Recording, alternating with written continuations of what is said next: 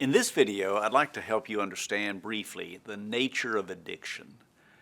On the one hand, it is a physical reality that affects the brain in very powerful ways. Addiction hijacks the God-given neural pathways by which we experience pleasure. The drug or alcohol causes a flood of certain neurotransmitters, more than the brain was ever intended to accommodate, and the result is a catastrophically compromised ability to choose wisely. I've experienced this from the inside, and it's a terrible darkness. But there's also a spiritual aspect to addiction that we have to really pay attention to.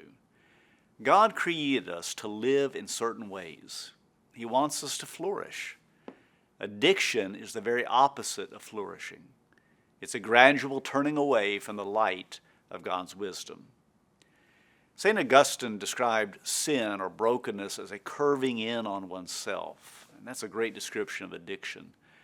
The brokenness of addiction results in a person who is hopelessly self-centered.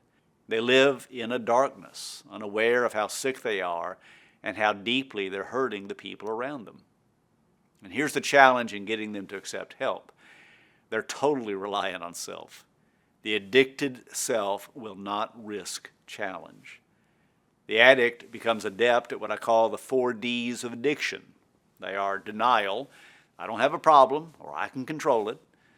Debate, they can turn everything into an argument.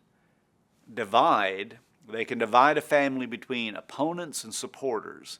And then there is diversion, that's blaming the job or the spouse, the circumstances, or God for their problem.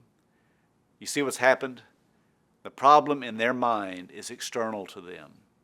You have to understand that addiction owns the brain and has twisted it and separated it from its creator. That's why, one-on-one, you always lose with an addict or an alcoholic.